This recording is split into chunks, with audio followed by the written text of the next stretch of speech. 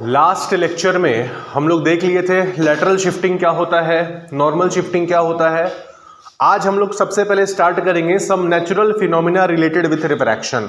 मतलब प्रकृति में, नेचर में कुछ ऐसी घटनाएं जहां पर रिफ्रैक्शन का प्रभाव हमें देखने को मिलता है। तो हेडिंग डालिए natural phenomena, natural phenomena, natural phenomena, natural phenomena, natural phenomena related, natural phenomena related with, natural phenomena related with, natural phenomena related with refraction. Refraction का, रिफ्रैक्शन की वजह से होने वाली प्राकृतिक घटनाएं जहां पर हमें रिफ्रैक्शन का प्रभाव देखने को मिलता है, ये कौन कौन सी प्रक्रियाएं हैं। तो सबसे पहला लिखिए, सबसे पहला हम पढ़ने जा रहे हैं स्टार्स के बारे में। स्टार्स को, स्टार्स का पोजीशन और स्टार्स का ट्विंकलिंग रिफ्रैक्शन के चलते कैसे प्रभावित होता है। तो मान लीजिए ये आप हैं, ये आप हैं और आप पृथ्वी पर खड़े हैं, ठीक है। सपोज कीजिए यहां पर आप हैं, ठीक है। ये क्या है? पृथ्वी का एटमॉस्फेयर, ठीक है। ये पृथ्वी का एटमॉस्फेयर है। यहां कहीं आउटर स्पेस में आपका एक स्टार है। ये स्टार का एक्चुअल पोजीशन है। क्या है ये एक्चुअल पोजीशन है स्टार का, ठीक। अब जो रे ऑफ लाइट आप तक आती है, इस स्टार से जो रे ऑफ लाइट आती है, यहां तक तो बिल्कुल सीधी आई, कोई दिक्कत नहीं है, क्योंकि यहां पर कोई मीडियम है ही नहीं। बट जैसे ही ये रे ऑफ लाइट अर्थ के एटमॉस्फेयर से गुजरती है, क्या होता है? रिफ्रैक्शन होता है। रिफ्रैक्शन होने के चलते ये रे ऑफ लाइट क्या होती है? बेंड कर जाती है। जो इसको सीधे आना था वो आपके पास आते आते बेंड कर जाती है, और आपकी आंखों को ऐसा लगता है कि जो रे ऑफ लाइट है वो कहीं यहां से आ रही है। आई बात समझ में? मतलब जो स्टार का रियल पोजीशन है, रियल पोजीशन कौन सा है? ये वाला एक्चुअल पोजीशन जहां पर स्टार था। बट आपको स्टार का एक्चुअल पोजीशन वो नहीं दिखेगा। आपको लगेगा कि जो रे ऑफ लाइट है वो यहां से आ रही है, तो आपको स्टार का ये एपरेंट पोजीशन दिखता है। क्या दिखता है? Apparent position. मतलब आपको आभास होता है कि जो स्टार है वो इस पोजीशन पर है, बट एक्चुअल में उसका पोजीशन कहीं यहां होता है। तो ये क्यों हो रहा है? Due to refraction of light while passing through the atmosphere of the earth. आई बात समझ में? एक और घटना होती है स्टार्स से रिलेटेड, वो होती है ट्विंकलिंग ऑफ स्टार्स। जो रात में तारे टिमटिमाते हैं, वो क्यों टिमटिमाते हैं? उसके पीछे भी रिफ्रैक्शन ही रिस्पॉन्सिबल है। कैसे? तो सपोज करो अगेन आप यहां पर पृथ्वी पर हैं, ये क्या है? अर्थ का एटमॉस्फेयर है, ठीक है। अब अर्थ का जो एटमॉस्फेयर है ना, बहुत ही डायनेमिक होता है। डायनेमिक होने का मतलब हर समय समय पर पहला चीज तो ये कि बहुत सारे लेयर्स में डिवाइडेड होता है, ठीक है। बहुत सारे लेयर्स में अर्थ का एटमॉस्फेयर डिवाइडेड होता है, और हर लेयर की जो डेंसिटी है ना, वो टेम्परेचर और कंडीशंस के हिसाब से बदलते रहती है, फिक्स्ड नहीं होती है। क्योंकि अर्थ का जो एटमॉस्फेयर है बहुत, अगर इसका थिकनेस देखा जाए तो काफी अच्छा खासा थिकनेस है। तो हर थिकनेस में जितना भी लेयर है, जैसे ऊपर वाले लेयर, नीचे वाला लेयर, जैसे जैसे टेम्परेचर वेरी करता है, जैसे जैसे कंडीशंस वेरी करती हैं, इनका रिफ्रैक्टिव इंडेक्स भी वेरी करता है। ये कांस्टेंट नहीं होता है। तो रे ऑफ लाइट, मान लो आपका स्टार है यहां पर, यहां से रे ऑफ लाइट निकला, ठीक, यहां तक तो बिल्कुल स्ट्रेट पहुंचा। उसके बाद क्या होगा? मान लेते हैं इसका मल्टीपल रिफ्रैक्शंस हो रहा है, ठीक। अब कोई जरूरी नहीं है कि हमेशा जो लाइट आएगा वो इसी पाथ को फॉलो करके आएगा। हो सकता है किसी एक मोमेंट पर ये जो रे ऑफ लाइट है वो कुछ ऐसा पाथ फॉलो करके आपकी आंखों तक आ रहा हो। ये हमेशा बदलते रहेगा। क्यों बदलेगा? क्योंकि अर्थ का जो एटमॉस्फेयर है अलग अलग लेयर्स में डिवाइडेड है, और हर लेयर का जो डेंसिटी है वो बदलते रहता है टेम्परेचर के साथ।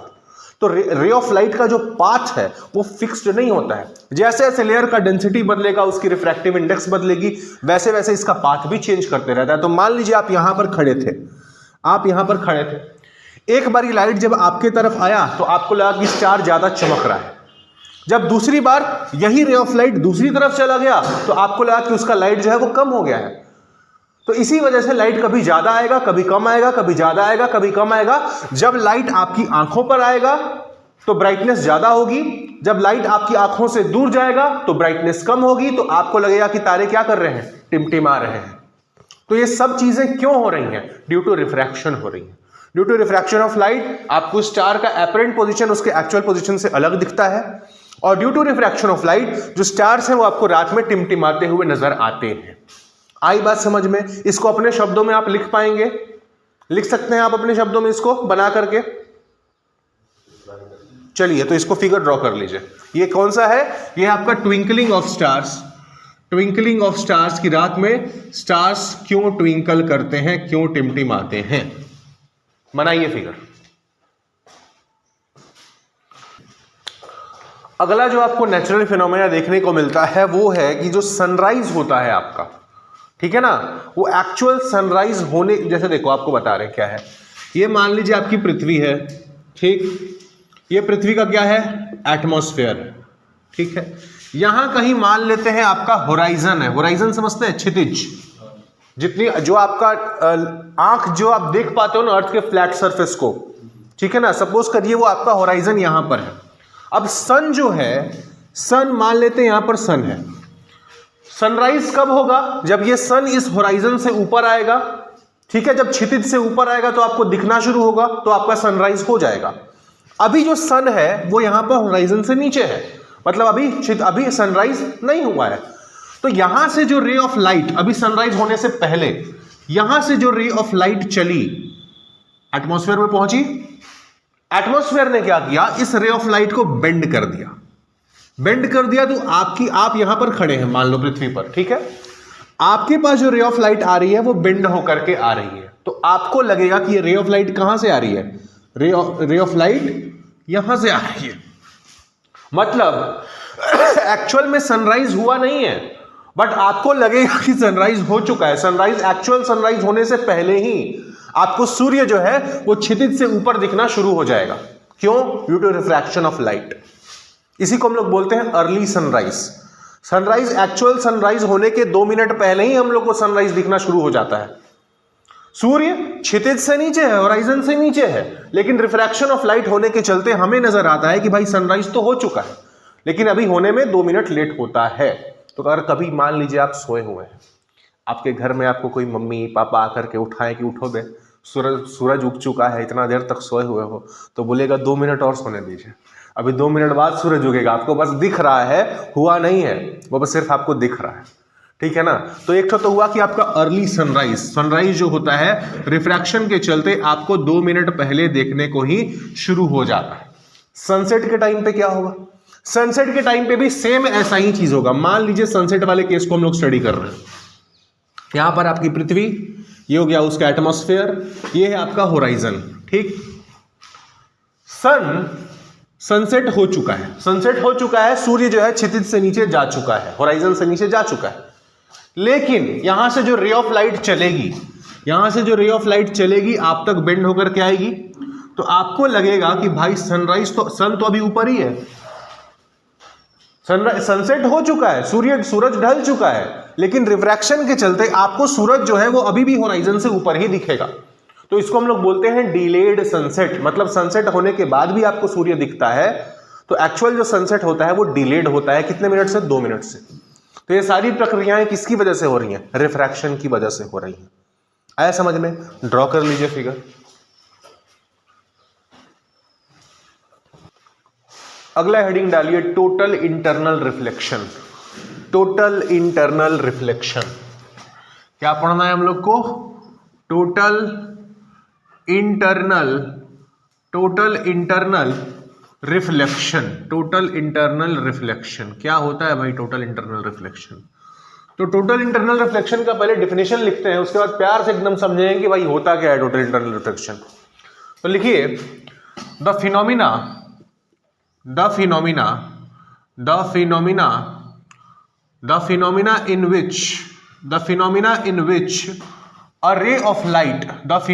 in which a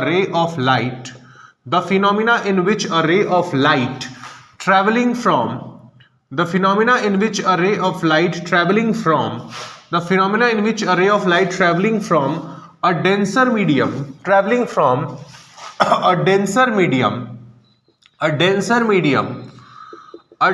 medium to a rarer medium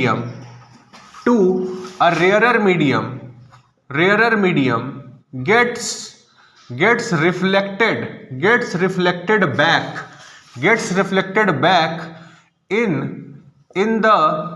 reflected back in the same in the same denser medium when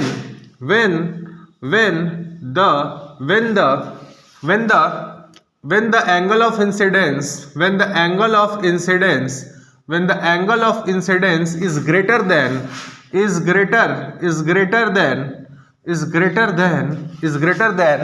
the critical angle is called total internal reflection. मतलब टोटल इंटरनल रिफ्लेक्शन क्या है? ये एक ऐसी प्रक्रिया है जिसमें रे ऑफ लाइट अगर डेंसर से रेयरर मीडियम में जाएगा तो रेयरर मीडियम में रिफ्रैक्ट करने की बजाय ये वापस डेंसर मीडियम में ही रिफ्लेक्ट कर जाएगा। कब? जब एंगल ऑफ इंसिडेंस आपके क्रिटिकल एंगल से ज्यादा होगा तो इस घटना को हम क्या बोलते हैं? टोटल इंटरनल रिफ्लेक्शन बोलते हैं। इसका डेफिनेशन लिखिए, फिर अच्छे से डायग्राम की हेल्प से समझेंगे ये टोटल इंटरनल रिफ्लेक्शन क्या होता है, क्रिटिकल एंगल क्या होता है। चलिए अब समझिए टोटल इंटरनल रिफ्लेक्शन होता क्या है। मान लो कि ये आपके दो मीडियम्स हैं, ठीक। ये आपका एक मीडियम नीचे वाला जिसको हम लोग बोल रहे हैं क्या? ये डेंसर मीडियम है। लेट अस सपोज ये डेंसर मीडियम है, ठीक। और ये ऊपर वाला रेयरर मीडियम है। आपको पता है कि जब लाइट डेंसर से रेयरर मीडियम में जाती है तो क्या होता है? लाइट का नॉर्मल की तरफ झुकता है या नॉर्मल से दूर भागता है? डेंसर से रेयरर जब लाइट ट्रैवल करता है तो नॉर्मल की तरफ या नॉर्मल से दूर? नॉर्मल से अवे जाता है, ठीक है। तो मान लेते हैं यहां आपका कोई एक ऑब्जेक्ट रखा हुआ है, यहां पर सपोज ऑब्जेक्ट रखा हुआ है, यहां से रे ऑफ लाइट चली, ठीक, इंटरफेस पर स्ट्राइक किया, ये आपका नॉर्मल है। क्या होगा? नॉर्मल से दूर भागेगा, कोई दिक्कत नहीं होनी चाहिए। यहां से एक रे ऑफ लाइट चली, ये भी नॉर्मल पे यहां इंटरफेस पे इंटरसेक्ट किया और क्या करेगा? रिफ्रैक्ट होगा। यहां पर आपका एंगल ऑफ इंसिडेंस और यहां पर एंगल ऑफ इंसिडेंस आप तुलना देख सकते हो। आपने यहां पर क्या किया है? एंगल ऑफ इंसिडेंस को इंक्रीज किया है, तो आपने एंगल ऑफ इंसिडेंस को बढ़ाया तो एंगल ऑफ रिफ्रैक्शन भी जो है वो भी बढ़ गया। अगर आप एंगल ऑफ इंसिडेंस को और भी ज्यादा बढ़ाते हैं, मान लीजिए आपने पहले से भी और ज्यादा एंगल ऑफ इंसिडेंस को बढ़ाया तो रिफ्रैक्शन भी क्या होगा? और ज्यादा होगा। और एंगल ऑफ इंसिडेंस को अगर आप बढ़ाते हैं तो एक ऐसा भी मोमेंट आएगा कि जो एंगल ऑफ रिफ्रैक्शन है वो क्या हो जाएगा? बढ़ते बढ़ते 90 डिग्री पर पहुंच जाएगा। तो जिस एंगल ऑफ इंसिडेंस पर एंगल ऑफ रिफ्रैक्शन 90 डिग्री हो जाएगा, उसी एंगल ऑफ इंसिडेंस को हम क्या बोलेंगे? Critical angle. क्या बोलेंगे? Critical angle. जब भी लाइट डेंसर से रेयरर मीडियम में ट्रेवल कर रहा होगा तो जिस एंगल ऑफ इंसिडेंस पर एंगल ऑफ रिफ्रैक्शन 90 डिग्री हो जाएगा उसको हम क्या बोलेंगे? Critical angle. और अगर आपने angle of incidence critical angle से भी इंक्रीज कर दिया, इससे भी ज्यादा अगर आपने बढ़ा दिया एंगल ऑफ इंसिडेंस को, तो क्या होगा? रे ऑफ लाइट वापस इसी मीडियम में रिफ्लेक्ट कर जाएगा। समझ रहे हैं? यहां तक क्या हो रहा था? लाइट जो है एक मीडियम से दूसरे मीडियम में ट्रैवल कर रहा था। आपने क्रिटिकल एंगल से भी ज्यादा अगर एंगल ऑफ इंसिडेंस इंक्रीज कर दिया तो रे ऑफ लाइट जो है वो दूसरे मीडियम में जाने की बजाय वापस आपके डेंसर मीडियम में ही ट्रैवल कर जाएगा, रिफ्लेक्ट बैक कर जाएगा। और इसी घटना को, इसी प्रक्रिया को हम क्या बोलते हैं? टोटल इंटरनल रिफ्लेक्शन बोलते हैं। टोटल इंटरनल रिफ्लेक्शन होने के लिए क्या दो चीजें क्या जरूरी हैं? पहला कि लाइट जो है डेंसर से रेयरर में जाना चाहिए। पहला कंडीशन क्या है? पहला कंडीशन है दैट लाइट शुड ट्रैवल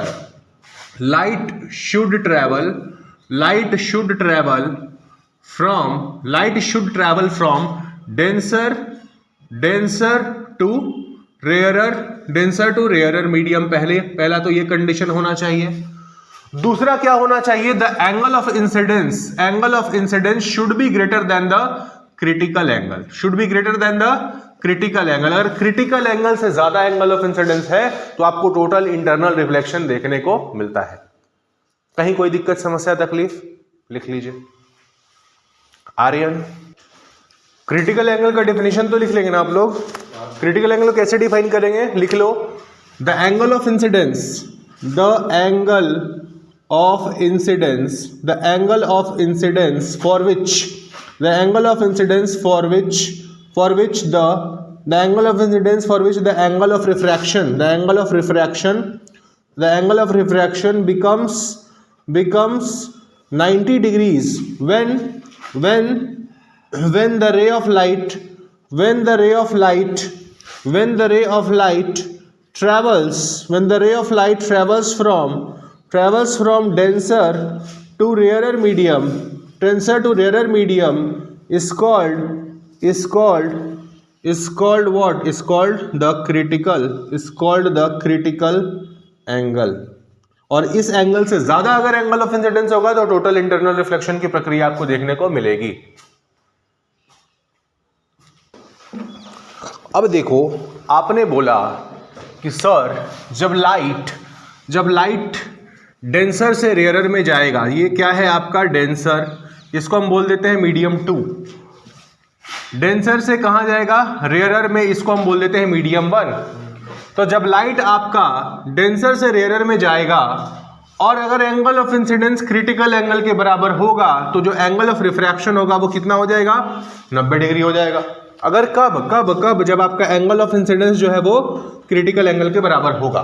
ठीक, अब आपने स्नेल्स लॉ पढ़ा है। स्नेल्स लॉ क्या बोलता है कि जो sine i by sine r होता है, sine i by sine r होता है, ये क्या होता है? Sine i by sine r ये होता है रिफ्रैक्टिव इंडेक्स के बराबर। ये किसके बराबर होता है? रिफ्रैक्टिव इंडेक्स के बराबर। तो यहां पर ये क्या होगा? Refractive index of medium 1 with respect to medium 2। क्यों? क्योंकि लाइट जो है वो 1 में जा रहा है 2 से। तो sine i by sine r क्या होगा? Refractive index of medium 1 with respect to medium 2। ठीक, अब आपका आई क्या है? आई है आपका क्रिटिकल एंगल, तो आप आई के बदले क्या लिख देंगे? साइन सी। और आर कितना है? एंगल ऑफ रिफ्रैक्शन कितना है? 90 डिग्री। तो साइन 90 इज इक्वल टू क्या? Refractive index of 1 with respect to 2। Sine 90 हो गया आपका 1, तो यहां से आपका refractive index of 1 with respect to 2 कितना आ गया? साइन सी के बराबर। ठीक, तो अगर refractive index of 1 with respect to 2 sine C के बराबर है तो 2 विद रिस्पेक्ट टू 1 क्या होगा? 1 by sine C, 1 by sine C. तो ये बना आपका फॉर्मूला क्रिटिकल एंगल सी का रिफ्रैक्टिव इंडेक्स के साथ। ठीक है, refractive index of denser medium with respect to rare medium 2 with respect to 1 is equal to 1 by sine of critical angle. लिखिए, अगला हेडिंग डालिए, some real life examples of total internal reflection. Some real life examples of total internal reflection. TIR हमने लिख दिया है short में, आप copy में पूरा लिखेंगे total internal reflection. Total internal reflection की वजह से नेचर में होने वाली कुछ प्राकृतिक घटनाएं या कुछ ऐसे इंसिडेंट्स एग्जांपल्स बताइए जहां पर टोटल इंटरनल रिफ्लेक्शन हम लोगों को देखने को मिलता है। तो भाई एक बात बताओ, आपने हीरा देखा है? डायमंड। अगर आपने हीरा देखा है तो आप देखे होंगे कि हीरा का इतना डिमांड क्यों? क्योंकि बहुत ज्यादा चमकता है कि नहीं? हीरा चमकने का कारण क्या है? कारण यह है कि डायमंड जो होता है उसको इस तरह से बनाया जाता है कि उसमें बहुत छोटे छोटे बहुत सारे फेसेस होते हैं। बहुत सारे फेसेस काट करके डायमंड को बनाया जाता है और हर फेस इस तरह से काटा जाता है। डायमंड का हर फेस इस तरह से काटा जाता है कि जब भी रे ऑफ लाइट उस पर फॉल करे तो उसका angle of incidence critical angle से ज्यादा हो। आई रिपीट, हीरे को, डायमंड का हर एक फेस जो काटा जाता है इस तरह से काटा जाता है कि उस पे रे ऑफ लाइट जब भी किसी भी फेस पर पड़ेगा तो उसका angle of incidence critical angle से ज्यादा होगा।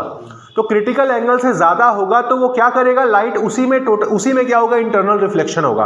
और मल्टीपल इंटरनल रिफ्लेक्शंस होने के चलते रे ऑफ लाइट आपको कैसा दिखता है? स्पार्कल करता हुआ, चमकता हुआ नजर आता है। आई बात समझ में? तो पहला तो एग्जांपल हो गया आपका डायमंड्स का। दूसरा, आपने मिराज अभी हाईवे पे ड्राइव किए हो? जब हाईवे पे आप ड्राइव करते हो, गर्मी का दिन, धूप पूरा होता है, तो आप देखते हो कि आपको नजर आता है काफी दूर में जैसे रोड पे पानी है, रोड गीला है। या फिर अगर आप रेगिस्तान में चलेंगे, ऊंट पर बैठे हैं सपोज कीजिए आप, या फिर ऐसे भी आप पैदल चल रहे हैं, तो आपको लगेगा कि काफी दूर पानी का सोर्स है और आप वहां जाएंगे पानी पीने के लिए, बट वहां पहुंचोगे तो पानी तो होगा ही नहीं। तो फिर आपको पानी दिखता कैसे है? क्यों दिखता है आपको पानी? या तो आप हाईवे पे ड्राइव करते हैं तो आपको पानी दिखता है, या फिर आप रेगिस्तान में चलते हैं तो आपको नजर आता है कि आपसे काफी ज्यादा दूरी पर पानी का एक सोर्स है, बट वहां जाने पर वो सोर्स होता ही नहीं है। तो ये जो हम लोगों को भ्रम होता है, भ्रम, उसी को बोलते हैं मिराज। तो ये मिराज क्यों बनता है? मिराज बनने के पीछे भी जो कारण है वो टोटल इंटरनल रिफ्लेक्शन ही है। कैसे? तो इस बात को समझिएगा। मान लीजिए कि ये आपका कोई एक ऑब्जेक्ट है, सपोज करो आपका एक पेड़ है, ठीक है, आपका एक आपका पेड़ है, ठीक है, आप काफी ज्यादा दूरी पर हैं इस पेड़ से। सपोज करिए आप यहां पर खड़े हैं, आप इस पेड़ को देख रहे हैं, ठीक है जी, आप पेड़ को देख रहे हैं। तो पेड़ से जो रे ऑफ लाइट निकलेगी, यहां से जो रे ऑफ लाइट निकलेगी, एक तो डायरेक्टली जो यहां से आपकी आंखों में पहुंचेगी, आपको दिखेगा कि भाई यहां पर पेड़ है, ठीक है। दूसरा क्या है कि ये आपका ग्राउंड है, इस ग्राउंड पर आप भी खड़े हो, पेड़ भी है, ठीक है। अब होता यह है ना कि पृथ्वी के नीचे जो एयर होगा, एकदम जो इससे सटा होगा, ठीक है ना, जो ग्राउंड के नजदीक होगा, वहां पर क्या होगा, टेम्परेचर ज्यादा होगा। और जैसे जैसे आप ऊपर आएंगे टेम्परेचर आपका क्या होगा, कम होते जाएगा। तो टेम्परेचर के वैरी करने के चलते यहां पर भी अलग अलग लेयर्स होते हैं, और लाइट जब एक लेयर से दूसरे लेयर में जाता है तो ऐसे बिहेव करता है जैसे वो एक मीडियम से दूसरे मीडियम में जा रहा हो, ठीक है। और यहां पर भी आपको कौन सी प्रक्रिया देखने को मिलती है कि लाइट जब यहां पर आया तो टोटल इंटरनल रिफ्लेक्शन की वजह से लाइट आपकी आंखों तक इस तरह से बेंड करके पहुंचता है। आया समझ में? यहां से लाइट निकला और इस तरह से लाइट यहां पर रिफ्रैक्ट करता है, ठीक है ना। इस एंगल ऑफ इंसिडेंस कुछ इस तरह का होता है कि लाइट जो है आपकी नजरों के पास, आंखों के पास इंटरनली रिफ्लेक्ट करके पहुंचता है टोटल इंटरनल रिफ्लेक्शन के बाद। तो आपको क्या नजर आएगा कि आपको नजर आएगा कि ये जो रे ऑफ लाइट है वो कहां से आ रहा है, वो कहीं यहां से आ रहा है। मतलब आपको इस ऑब्जेक्ट का एक इमेज, एक आपको ऑब्जेक्ट का इमेज जो है वो नीचे की तरफ दिखेगा, और इसी के चलते आपको भ्रम होता है कि यहां पर पानी है और पानी में आप इमेज देख पा रहे हैं। आया समझ में? तो एक तो आपका एग्जांपल हो गया डायमंड, डायमंड क्यों स्पार्कल करता है। दूसरा जो मिराज फॉर्मेशन है ये क्यों देखने को मिलता है, टोटल इंटरनल रिफ्लेक्शन की वजह से होता है। आया समझ में? ड्रॉ कर लीजिए फिगर। तो अब हेडिंग डालिए लेंसेस। लेंस क्या होता है? लेंस कोई बताएगा? What is a lens? लिखिए, a transparent medium, a transparent medium, a transparent medium, a transparent medium bounded by, a transparent medium bounded by, a transparent medium bounded by two surfaces, a transparent medium bounded by two surfaces, out of which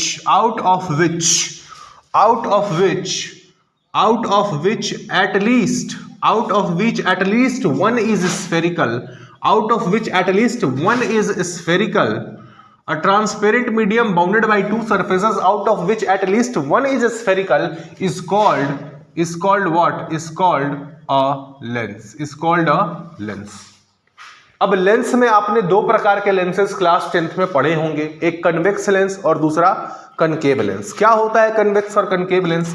convex lens जो होता है कुछ इस तरह से देखने को मिलता है, मतलब एक ऐसा लेंस जिसके जो दोनों रिफ्रैक्टिंग सरफेसेस हैं वो बाहर की तरफ निकले होते हैं, इसको हम क्या बोलते हैं? कन्वेक्स लेंस या फिर डबल कन्वेक्स या फिर कन्वेक्स लेंस हम इसको बोलते हैं। और एक ऐसा कन्वेक्स और एक ऐसा लेंस जिसके जो दोनों रिफ्रैक्टिंग सरफेसेस हैं वो अंदर की तरफ इनवर्ड, जो अंदर की तरफ मुड़े होते हैं, इसको हम क्या बोलते हैं?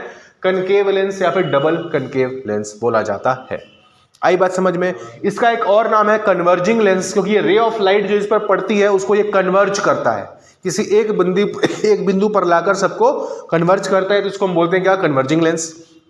इसको क्या बोलते हैं? Diverging lens. तो नाम लिखिए, ये क्या है आपका? Convex lens. ये कौन सा लेंस है आपका? कनकेव लेंस, ठीक है। इसको हम क्या बोलते हैं? कन्वर्जिंग लेंस भी इसको कहा जाता है। इसको क्या कहा जाता है? डाइवर्जिंग लेंस भी कहा जाता है, ठीक है जी।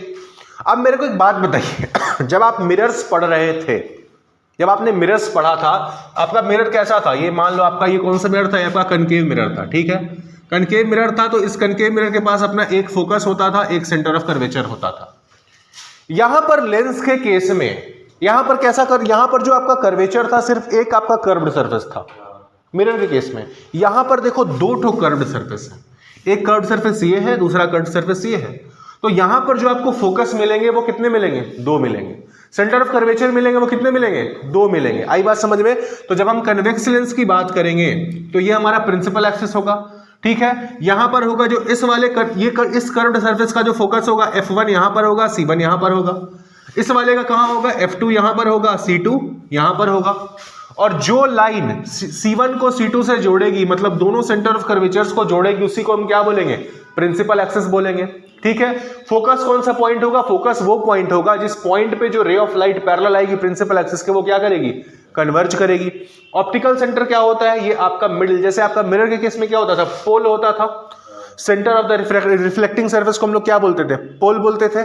यहां पर जो सेंटर पॉइंट होगा, जब मिडिल पॉइंट होगा आपके लेंस का, उसको हम क्या बोलेंगे? ऑप्टिकल सेंटर, ठीक है। ये सारे नाम है, टर्म्स है, क्लास 10th में आप पढ़े होते हो। इन सारी चीजों को हम लिखवा नहीं रहे हैं, बस आपको रिमाइंड करवा दे रहे हैं। ये सब चीजें होती हैं। Centre of curvature, focus, optical centre, ये सब कुछ होता है। प्रिंसिपल एक्सिस समझ में आ गया? बना लीजिए। इसके बाद हम इमेज फॉर्मेशन पे चलते हैं। अब देखो, मिरर्स के केस में इमेज कहां बनता था? इमेज वहां बनता था जहां दो रिफ्लेक्टेड रेज एक दूसरे को इंटरसेक्ट करती थी। लेंस के केस में इमेज कहां बनेगा? वहां बनेगा जहां दो रिफ्रैक्टेड रेज एक दूसरे को इंटरसेक्ट करेंगे। तो सबसे पहले हम देखेंगे, जैसे मिरर में हमने देखा था कि इमेज बनाने के लिए हम कौन कौन से रेज का यूज करते हैं। 4 प्रकार की रेज देखे थे हमने, और उसी 4 में से कोई 2 रे आपका इंटरसेक्ट करता था तो इमेज बनता था। तो पहले लेंस में देखते हैं कि यहां पर हम किस किस रेज का यूज करेंगे और यूज करके इमेज बना सकते हैं। तो पहला लिखिए, टॉपिक लिख लीजिए, rays used to form image by spherical lenses। किन किन रेज का हेल्प करके, किन किन रेज का यूज करके हम इमेज बनाते हैं। तो पहला जो हम रे का यूज करते हैं वो होता है कि अगर ये आपका लेंस है, कौन सा लेंस? कन्वेक्स लेंस, ठीक। ये आपका कन्वेक्स लेंस है, यहां पर इसका प्रिंसिपल एक्सिस है, ठीक है। ये सपोज करिए इसका फोकस, फर्स्ट फोकस है, ये आपका ये आपका सेंटर ऑफ कर्वेचर है, ठीक है। ये आपका F2 और ये आपका C2, ठीक है। पहला जो रे हम लोग यूज करते हैं वो क्या, कि अगर ray of light principal axis के पैरेलल आई, अगर ray of light principal axis के पैरेलल आई तो रिफ्रैक्शन के बाद वो कहां से होकर के गुजरेगी? जो आपका सेकंड फोकस है, सेकंड फोकस से होकर के गुजरेगी। यहां पर आपको बताना पड़ेगा फोकस मतलब कौन सा फोकस, फर्स्ट फोकस या सेकंड फोकस। तो जब रे ऑफ लाइट आएगी तो सेकंड फोकस से होकर के गुजरेगी पहला। अगर आपका कनकेव होगा, अगर मान लीजिए आपका कनकेव लेंस हुआ, कनकेव लेंस के केस में कैसा होगा? कनकेव लेंस के केस में अगर इसी चीज को आप कनकेव लेंस के केस में दिखाना चाहें तो यहां पर हम कौन सा रे यूज करेंगे? यहां पर जो होगा, जो रे ऑफ लाइट आएगी, मान लीजिए ये आपका प्रिंसिपल एक्सिस हो गया आपके कनकेव लेंस का, ये हो गया आपका फर्स्ट फोकस, ये हो गया आपका सेंटर ऑफ कर्वेचर C1, ये हो गया आपका सेकंड फोकस F2, ये हो गया सेंटर ऑफ कर्वेचर C2। तो यहां पर जो रे ऑफ लाइट आएगी प्रिंसिपल एक्सिस के पैरेलल, वो रिफ्रैक्शन के बाद कहां से होकर के गुजरेगी? तो रिफ्रैक्शन के बाद ये आपको नजर आएगा कि ये कहां से आ रही है? फर्स्ट फोकस से आ रही है। आया समझ में? यहां पर क्या है कि अगर रिफ्रैक्शन हुआ तो रिफ्रैक्शन के बाद सेकंड फोकस होकर गुजरेगी।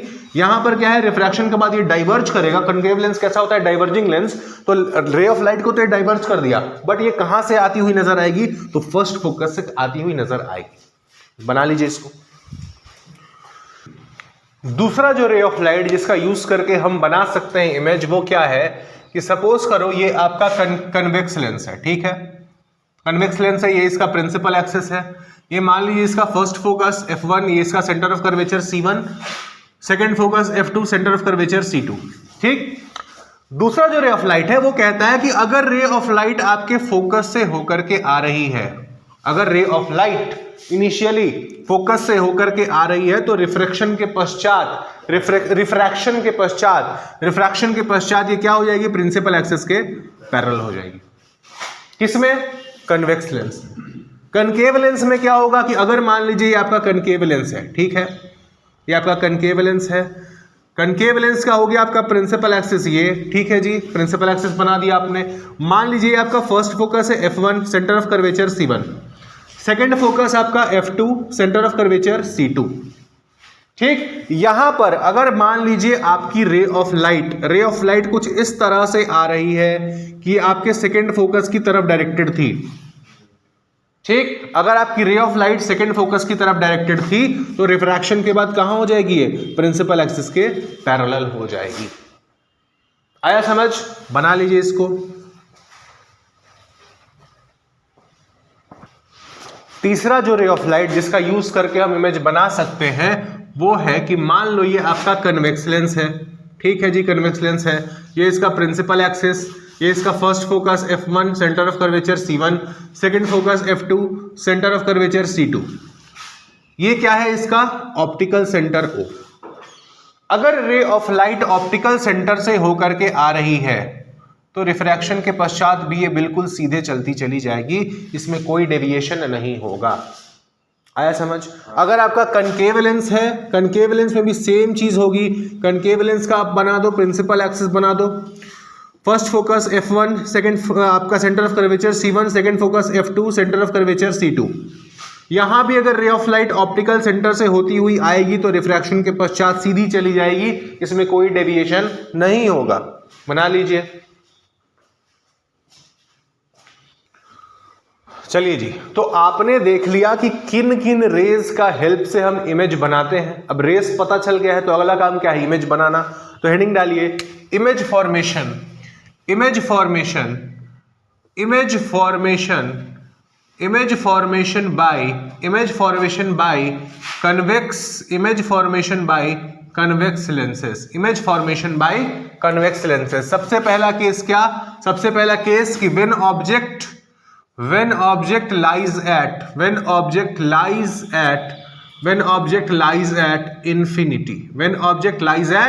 infinity, चलिए भाई कैसा बनेगा इमेज। तो लेट अस सपोज कि ये आपका कन्वेक्स लेंस है, ठीक है, कन्वेक्स लेंस है आपका, ये इसका क्या है प्रिंसिपल एक्सिस है, ठीक है जी। यहां पर इसका क्या है ऑप्टिकल सेंटर, यहां पर इसका first focus f1 centre of curvature c1, यहां पर सेकंड फोकस f2 और centre of curvature c2।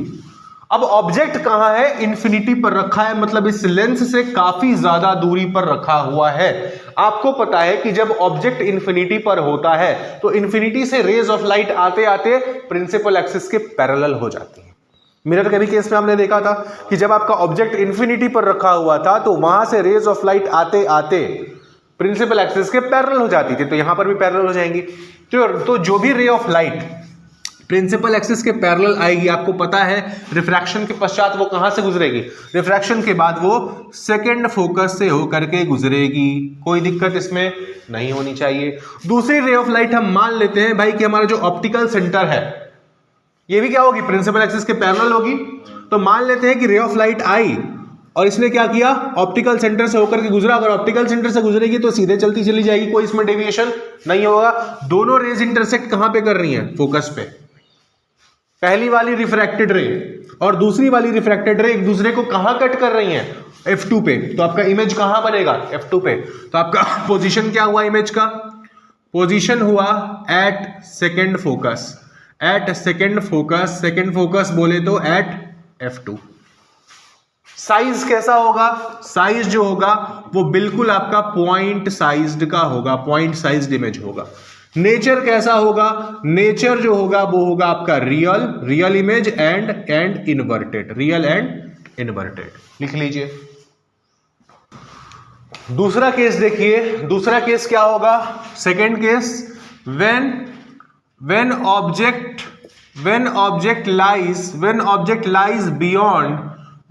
lies beyond center of curvature, when object lies beyond center of curvature, ठीक है भाई। सपोज करो ये आपका कन्वेक्स लेंस है, कन्वेक्स लेंस बनाया आपने, ये हो गया आपका प्रिंसिपल एक्सिस, ठीक है, प्रिंसिपल एक्सिस हो गया आपका। यहाँ है आपका ऑप्टिकल सेंटर, ये आपका first focus f1 centre of curvature c1, second focus f2 centre of curvature c2। इस बार ऑब्जेक्ट क्या है, मिरर से बहुत ज्यादा दूर नहीं है, इन्फिनिटी पर नहीं है, आप इन्फिनिटी से अब इसको नजदीक लेकर के आ रहे हैं। तो अभी आपने ऑब्जेक्ट को कहां रखा है, सेंटर ऑफ कर्वेचर के जस्ट पीछे रखा है। तो अगर आप सेंटर ऑफ कर्वेचर के पीछे रखेंगे तो इमेज कहां बनेगा, कैसा बनेगा, वो देखने जा रहे हैं, ठीक है। पहला रे हम कौन सा यूज करेंगे, सेम वही वाला कि अगर ray of light principal axis के पैरेलल आया तो कहां से होकर गुजरेगा, सेकंड फोकस से गुजरेगा, f2 से, f2 से चला गया रे ऑफ लाइट, ठीक है जी। अगर रे ऑफ लाइट दूसरा जो हम यूज करने जा रहे हैं कि अगर रे ऑफ लाइट फोकस से होकर के आ रहा है, अगर फोकस से होकर के आ रहा है तो रिफ्रैक्शन के पश्चात कहां से गुजरेगा? रिफ्रैक्शन के पश्चात ये प्रिंसिपल एक्सिस के पैरेलल हो जाएगा पैरेलल। तो आपका इमेज कहां बना? इमेज जो बना वो आपका बना F2 और C2 के बीच में। इमेज बना F2 और C2 के बीच में। तो आप लिखिए position of the image formed कहां है? पोजीशन है आपका, पोजीशन है between second focus F2 and centre of curvature C2। Size कैसा है? साइज जो है इसका smaller than the object, smaller than the object, size smaller है ऑब्जेक्ट से। नेचर कैसा होता है? नेचर जो होता है इसका वो होता है रियल एंड इनवर्टेड। आई बात समझ में? लिख लीजिए। तीसरा केस लिखिए, when object lies at the centre of curvature. अगर ऑब्जेक्ट आपका सेंटर ऑफ कर्वेचर पर ही लाई करे तो कैसा इमेज बनेगा और कहां बनेगा ये हम देखने जा रहे हैं। तो लेट अस सपोज ये है आपका कन्वेक्स लेंस, ठीक है जी। कन्वेक्स लेंस आपने बना दिया, ये है क्या इसका? प्रिंसिपल एक्सिस, ठीक है। प्रिंसिपल एक्सिस बना दिया। यहां पर हो गया आपका ऑप्टिकल सेंटर O, यहां पर क्या हो गया इसका? First focus F1, centre of curvature C1, यहां पर क्या? Second focus F2, centre of curvature C2, ठीक है जी। ऑब्जेक्ट कहां पर आपने रखा है? ऑब्जेक्ट आपने रखा है सेंटर ऑफ कर्वेचर यानी कि C1 पर आपने ऑब्जेक्ट को रख रखा है, ठीक है। C1 पर आपने ऑब्जेक्ट को रख रखा है। अब इसका इमेज कहां बनेगा, कैसा बनेगा हमें देखना है। तो मान लेते हैं कि हमारा जो पहला रे ऑफ लाइट निकला प्रिंसिपल एक्सिस के पैरेलल निकला, तो रिफ्रैक्शन के बाद कहां से गुजरेगा? रिफ्रैक्शन के बाद ये सेकंड फोकस F2 से गुजरेगा। कोई दिक्कत इसमें नहीं होनी चाहिए। पहला रे ऑफ लाइट आपने कहां से गुजारा है? आपने गुजारा है सेकंड फोकस F2 से। दूसरा रे ऑफ लाइट जो फर्स्ट फोकस से होकर के आएगा, रिफ्रैक्शन के बाद ये कहां से गुजरेगा? रिफ्रैक्शन के बाद ये प्रिंसिपल एक्सिस के पैरेलल होकर के गुजरेगा। रिफ्रैक्शन के बाद प्रिंसिपल एक्सिस के पैरेलल होकर के गुजरेगा। तो आप अगर एक्यूरेट मेजरमेंट करके बनाएंगे, प्रॉपर मेजरमेंट करके बनाएंगे, तो आप पाएंगे कि जो आपका इमेज बनता है ये कहां बनता है? इमेज बनता है एग्जैक्टली आपका कहां पर? जो सेकंड जो आपका C2 है, सेंटर ऑफ कर्वेचर, वहीं पर इमेज बनता है। तो आप लिख लीजिए पोजीशन कहां है इमेज का? पोजीशन है एट C2। साइज कितना होता है इसका? साइज जो होता है इक्वल टू दी ऑब्जेक्ट। जितना बड़ा ऑब्जेक्ट होता है उतना ही बड़ा आपका इमेज भी बनता है। और नेचर कैसा होता है? नेचर होता है आपका रियल एंड इनवर्टेड इमेज आपका बनता है। बनाइए। चौथा केस लिखिए, when object lies between C1 and first focus F1, यानी कि सेंटर ऑफ कर्वेचर और फोकस के बीच में अगर आपका ऑब्जेक्ट लाई करेगा तब इमेज कहां बनेगा, कैसा बनेगा, हम लोग देखने जा रहे हैं। तो सपोज करिए ये है आपका कन्वेक्स लेंस, ठीक है जी। कन्वेक्स लेंस ये हो गया आपका प्रिंसिपल एक्सिस, ठीक है। हल्का सा टेढ़ा बन गया है बट चलो ठीक है, इसे बनाते हैं। ये आपका क्या है? Principal axis. यहां पर हो गया आपका first focus F1, centre of curvature C1, यहां पर क्या आपका second focus F2, centre of curvature C2। Object इस बार कहां पर है? सेंटर ऑफ कर्वेचर C1 और F1 के बीच में है, ठीक है। पहली रे ऑफ लाइट जो आएगी प्रिंसिपल एक्सिस के पैरेलल वो कहां से होकर गुजरेगी? तो सेकंड फोकस F2 से होकर के गुजरेगी। दूसरी रे ऑफ लाइट जो फर्स्ट फोकस से होकर के आएगी वो रिफ्रैक्शन के बाद क्या होगी? प्रिंसिपल एक्सिस के पैरेलल हो जाएगी। ये दोनों रेज जहां पर एक दूसरे को इंटरसेक्ट करेंगे वहां पर इमेज बनेगा। तो कहां पर इंटरसेक्ट कर रहे हैं दोनों रेज? आपके दोनों रेज जो आपका पहला रे और दूसरा रे है ये आपका इंटरसेक्ट करता है सेंटर ऑफ कर्वेचर C2 के बाद, मतलब बियॉन्ड सेंटर ऑफ कर्वेचर। आपका पोजीशन कहां बनेगा इमेज का पोजीशन क्या होगा? Beyond centre of curvature C2 के पीछे, मतलब C2 के आगे बनेगा, ठीक है। दूसरा साइज इसका कितना होगा? साइज जो होगा वो होगा आपका larger than the object, object से बड़ा इमेज आपका बनेगा। तीसरा नेचर कैसा होगा ऑब्जेक्ट का? तो अगेन ये होगा रियल एंड इनवर्टेड। आई बात समझ में? बना लीजिए। अब अगले केस में क्या करेंगे? ऑब्जेक्ट को हम फोकस पे F1 पर ला करके रखेंगे और देखेंगे कि इमेज कहां बन रहा है। तो अगला केस लिखिए, फिफ्थ केस क्या, व्हेन ऑब्जेक्ट लाइज कहां पर ऑब्जेक्ट लाई करेगा, when object lies at F1, focus first focus पर आपका ऑब्जेक्ट लाई करेगा तो इमेज कहां बनेगा, देखते हैं। चलिए जी, सपोज करिए ये आपका क्या है, कन्वेक्स लेंस, ठीक है, आपने कन्वेक्स लेंस बना दिया। ये क्या हो गया, इसका प्रिंसिपल एक्सिस हो गया, ये हो गया इसका ऑप्टिकल सेंटर O। यहाँ पर है आपका फर्स्ट फोकस F1, यहाँ पर है आपका सेंटर ऑफ कर्वेचर C1, यहाँ पर है आपका सेकंड फोकस F2 और सेंटर ऑफ कर्वेचर क्या, C2। ऑब्जेक्ट आपने कहाँ पर रखा है, ऑब्जेक्ट आपने रखा है F1 पर, ठीक है जी, F1 पर रख दो ऑब्जेक्ट को। जो ray of light principal axis के पैरेलल आएगी वो रिफ्रैक्शन के बाद कहाँ से गुजरेगी, तो F2 से होकर के गुजरेगी, ठीक है। जो ray of light optical centre से पास करेगी, क्या उसमें कोई डेविएशन होगा, नहीं होगा। तो आप देखेंगे, आप पाएंगे कि ये जो दोनों रेज ऑफ लाइट, दोनों रे ऑफ लाइट है, वो दोनों एक दूसरे को कहां पर जाकर के इंटरसेक्ट करेगी, तो इन्फिनिटी पर जाकर के इंटरसेक्ट करेगी। तो पोजीशन लिखिए इमेज का, एट इन्फिनिटी, ठीक है जी, इन्फिनिटी पर इमेज बन गया। साइज कैसा होगा, very larger than the object, very larger than the object से काफी ज्यादा बड़ा। और नेचर कैसा होगा, तो रियल एंड इन्वर्टेड बना लीजिए। लास्ट केस लिखिए कन्वेक्स लेंसेज का, when object lies between focus first focus F1 and optical centre O, ठीक है जी। ये हो गया आपका कन्वेक्स लेंस, ठीक, ये हो गया आपका प्रिंसिपल एक्सिस, यहां पर है आपका ऑप्टिकल सेंटर O, यहां पर है आपका फर्स्ट फोकस F1, यहां पर सेंटर ऑफ कर्वेचर C1, यहां पर सेकंड फोकस F2 और centre of curvature C2। Object इस बार आपने कहां रख रखा है, ऑब्जेक्ट आपने रखा है फोकस F1 और ऑप्टिकल सेंटर के बीच में। जो ray of light principal axis के पैरेलल होगी वो कहां से गुजरेगी, सेकंड फोकस F2 से गुजरेगी, ठीक है, चला गया जी। दूसरी रे ऑफ लाइट जो आपके ऑप्टिकल सेंटर से होकर के गुजरेगी वो सीधे चलती चली जाएगी। अब आप देख सकते हो कि आगे जाकर के तो ये दोनों रे ऑफ लाइट कहीं भी एक दूसरे को इंटरसेक्ट नहीं करेंगी, बट अगर आप इन दोनों को पीछे की तरफ एक्सटेंड करते हैं, अगर आप इन दोनों रेज ऑफ लाइट को पीछे की तरफ एक्सटेंड करेंगे तो आप पाएंगे कि यहां पर पीछे आकर के मिरर के किसी एक पॉइंट पर ये दोनों एक दूसरे को इंटरसेक्ट करती हैं। तो यहां पर जो आपका पोजीशन क्या होगा, वो पोजीशन होगा ऑन सेम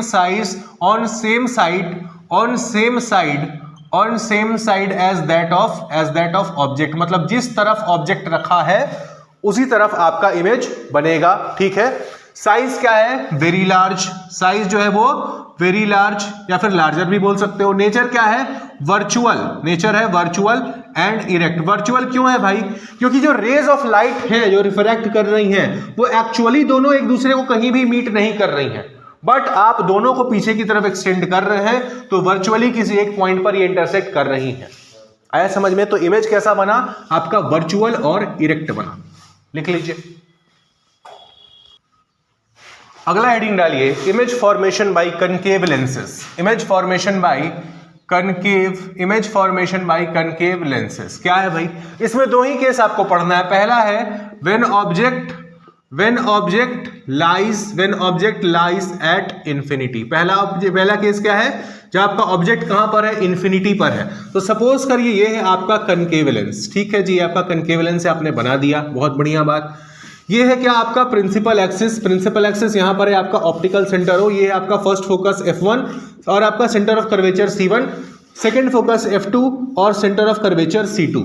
ऑब्जेक्ट कहां पर है, इंफिनिटी पर है। अगर ऑब्जेक्ट आपका इंफिनिटी पर है तो रे ऑफ लाइट यहां लेंस के पास पहुंचते पहुंचते क्या हो जाएंगी, प्रिंसिपल एक्सिस के पैरेलल हो जाएंगी। अगर प्रिंसिपल एक्सिस के पैरेलल हो जाएंगी तो क्या होगा, रिफ्रैक्शन के बाद ये क्या करेंगी, डाइवर्ज करेंगी और कहां से आती हुई आपको नजर आएंगी, तो फर्स्ट फोकस से गुजरती हुई नजर आएंगी, ठीक है। तो पहला रे ऑफ लाइट आपने इसको चूज किया। दूसरा जो आपका रे ऑफ लाइट होगा, अगर ये भी प्रिंसिपल एक्सिस के पैरेलल होगा, तो अगर ये भी आपका प्रिंसिपल एक्सिस के पैरेलल है तो लेट अस सपोज हम क्या मानते हैं कि आपका ऑप्टिकल सेंटर से होकर के गुजर रहा है, तो आपका ये रे आया, ठीक है, और सीधे चलता चला गया, ऑप्टिकल सेंटर से गुजरेगा तो क्या इसमें कोई डेविएशन नहीं होगा। दोनों रे ऑफ लाइट कहां पर इंटरसेक्ट कर रही हैं, F1 पर इंटरसेक्ट कर रही हैं। तो आपका पोजीशन क्या हो गया इमेज का, एट फर्स्ट फोकस F1 पर आपका इमेज बनेगा। साइज कैसा होगा, तो पॉइंट साइज्ड इमेज आपका बनेगा। और नेचर कैसा होगा, नेचर जो होगा वो होगा आपका वर्चुअल एंड इरेक्ट। वर्चुअल क्यों भाई? क्योंकि जो रे ऑफ लाइट है, दोनों रिफ्रैक्टेड रे हैं, ये आपस में तो कहीं पर भी इंटरसेक्ट नहीं कर रही हैं, बट जब आप इनको पीछे की तरफ एक्सटेंड करेंगे तो फोकस पर आपको इंटरसेक्ट करती हुई नजर आएंगी। तो इमेज कैसा बनेगा? Virtual and erect. दूसरा केस लिखिए कनकेव लेंस का। Second case, when object lies closer, when object lies closer to the, when object lies closer to the concave, when object lies closer to the concave lens. तो ये है क्या आपका? ये है आपका कनकेव लेंस। ठीक है जी, आपने कनकेव लेंस बना दिया। ठीक, कनकेव लेंस हो गया आपका। ये है क्या आपका? Principal axis. यहां पर है आपका ऑप्टिकल सेंटर O, ये है आपका first focus F1, second focus आपका first centre of curvature C1, यहां पर क्या आपका सेकंड फोकस F2 और centre of curvature C2। Object जो है वो क्या है? मिरर के कहीं नजदीक किसी एक पॉइंट पर है। ठीक, फिर हम लेंस के नजदीक पॉइंट पर, मिरर नहीं, लेंस के नजदीक किसी एक पॉइंट पर आपका ऑब्जेक्ट रखा हुआ है। तो आपका रे ऑफ लाइट जो प्रिंसिपल एक्सिस के पैरेलल आएगा, क्या होगा? रिफ्रैक्शन के पश्चात ये कहां से होकर के आता हुआ नजर आएगा? फर्स्ट फोकस F1 से। ठीक, दूसरा रे ऑफ लाइट हम चूज करते हैं कि आपका रे ऑफ लाइट अगर ऑप्टिकल सेंटर से होकर के गुजरेगा तो क्या इसमें कोई डेविएशन नहीं होगा।